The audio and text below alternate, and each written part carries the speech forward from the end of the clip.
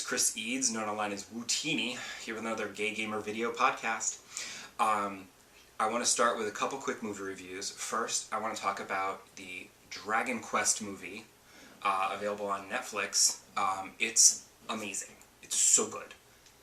Check it out. So good. I was immediately enthralled by the animation.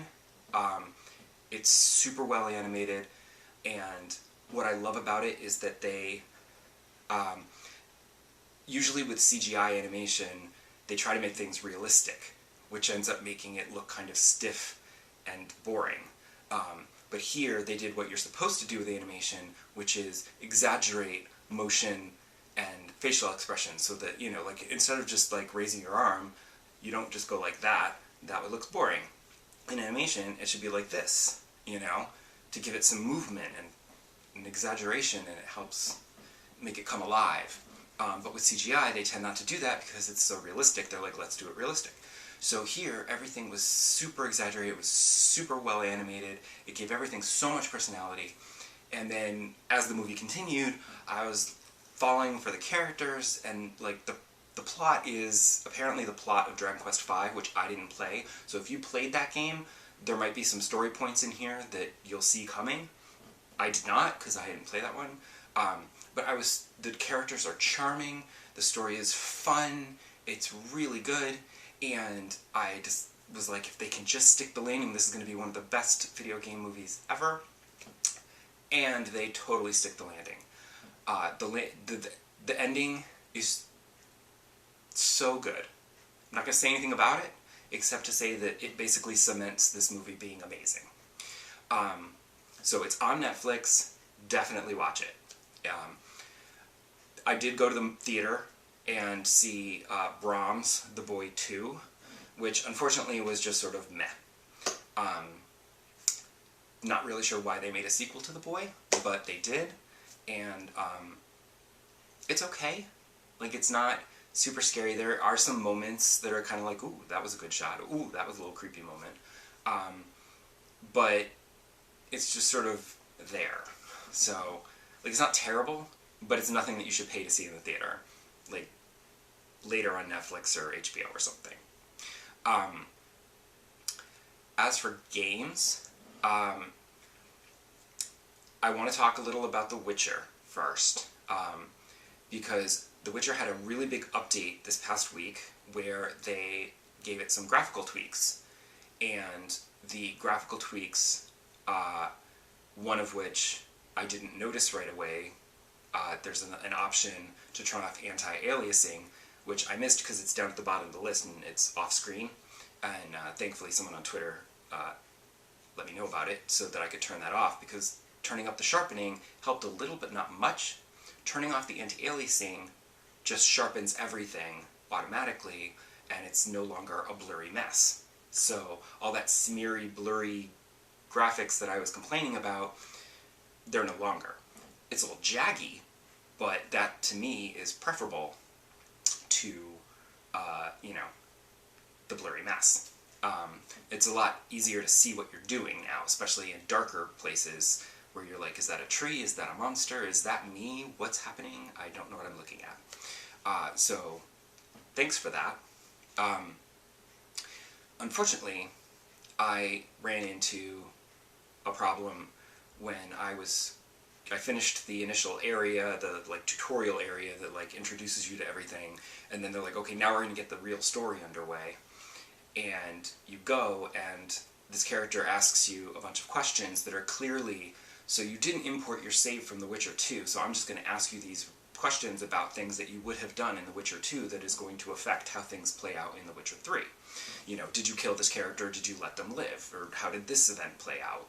You know, unfortunately there's no context for any of that, so he's asking me these questions and I'm like, So I thought about just answering them randomly, because whatever, but what I ended up doing was pausing the game and then going and like looking up that character on a wiki and reading a brief little description of them and saying, okay, they sound like they were a good person, I would have helped them, so they're still alive. And then this one sounds like a complete D-bag, so he's dead. I would have killed him. But I don't know, because the way the story actually played out, I might have gotten to the point where he's like, no, no, mercy. And since I usually play as a good guy, I might have shown mercy. I don't know. So, thanks for nothing, Witcher 3. So, I don't expect that that is going to have any kind of negative impact on, like, game difficulty. It's not like, oh, this mission's going to be so much harder now because this person's not alive to help you with it. It's just going to play out the story, and people are going to hate me because I did something terrible. And I'll be like, sorry, I probably wouldn't have done that if I'd actually played the game. Oh well. I also ran into a little bit of a difficulty spike. When I tried to continue the story, I stopped to do a side mission on the way, and got my ass handed to me because the enemies, the bandits, were like 3 levels above me, and I was like, what is happening right now? And I wasn't sure what to do, and I ended up just like trying to get around them, and when I got to the next story mission, that was fine, and the levels were fine. So I was like, okay, because I got really nervous. I was like, what the hell? Like, how am I supposed to level up if everything is like impossible to do? You know? And I was nervous because I thought, oh crap, is there a difficulty spike this early in the game? What the hell? And I didn't want to have to adjust the difficulty down to story mode. I mean, that would be lame. So it turned out to be fine. I just need to avoid the ones that are a little too difficult right now and just do the main story missions because those are the correct level.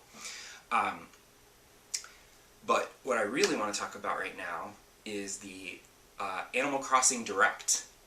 Nintendo had an almost half-hour presentation with all kinds of details about Animal Crossing New Horizons.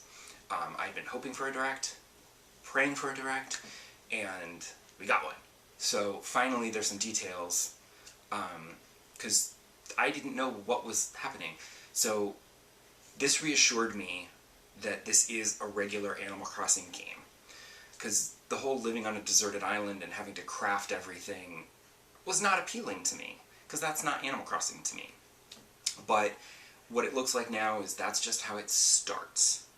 And then over time, you build up a correct regular Animal Crossing town with houses and stores and people and the whole thing. You get a museum, you get the Able Sisters, Nookingtons, and it's all the way it should be. And you turn your island into a full-fledged town.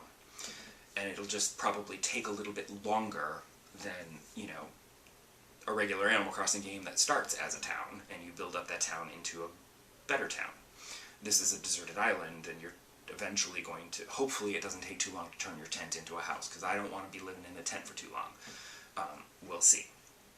But the crafting is still there, but the fact that there will be a store that will sell things makes me feel like, okay, the crafting is like in the beginning where you're just like scraping by and living on a deserted island, you kind of have to craft your way out of things, fine. And then later it's not as much of a thing, because also looking at the Direct, you're clearly only able to make what they call flimsy tools in the beginning, and those are, you're clearly going to break, and you're going to have to make them again just to keep digging and fishing and whatever and catching bugs. But then eventually you'll get the recipe to make a sturdy fishing rod or something, and then maybe eventually a, you know, golden fishing rod. But that's the crafting that I'm okay with, because it's not taking over the game and you have to craft everything. I do like the fact that it gives you the, like, some extra customization, like with furniture, where you can, like, select the, you know, color of the wood or the pattern on your fabric. That's very cool, and we're gonna see, you know, because it's bringing over, like, the Happy Home Designer decorating things where you can, like, angle things and actually decorate properly instead of the rigid grid of your previous Animal Crossing games. So that's going to help make people's houses, and the fact that you can now put stuff outdoors, like you can, oh, I can put the slide outdoors with the pool and the kiddie pool and whatever, and like you can have a yard instead of in your living room, which makes no sense. So that'll be nice, and it'll be a lot of fun to see what everybody does, especially because you can now customize your entire town.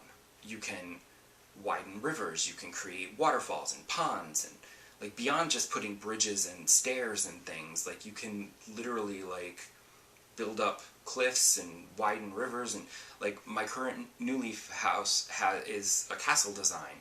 If there's a castle design in New Horizons, you could theoretically dig a moat around, and that's kind of awesome. So that's going to be really interesting to see what everybody does with that. Now granted, that environment customization is coming way down the line, like after a year of playing the game probably you'll get that ability. They're going to parcel everything out to drag it out, which is fine because I was reminded that that's how New Leaf was, where you had your town in a small shop, and then as you developed your town, like more things would, you know, then you get Shampoodle, and then you get Kicks, and then you get the, you know, the club, and it grows over time. And this just looks like they're stretching that out even more, which is good because it'll keep people playing for longer. Because that's the problem with New Leaf, is that I'm still playing it, you know, 7.5 years later, and nobody else really is, so I don't get to visit other towns. So I'm very much looking forward to New Horizons and visiting everyone's towns and seeing what everyone does with their town and customizing their environment and their people and everything. It just looks great. I'm so excited. And I have taken the day off work. I took March 20th off work. I had a couple of leftover vacation days that I had to use by the end of March, and I'm like, well, March 20th it is then. So, I'll be playing that all day. But don't look to come to my town, because apparently in the Direct it said that you don't get the ability to travel to another town until the day after you move in. So, basically Saturday is when everybody's going to be running around and visiting. So, I've already watched it twice. I might watch the Direct another time or two just to see if I've missed even more little details. Then come back next week and I'll tell you what else I'm excited about. I actually have a little more Animal Crossing stuff I want to talk about, but this is getting a little bit long and I'm tired of doing these really long ones. So I'm going to cut this one short now and come back next time and I have some more Animal Crossing things to talk about. Bye!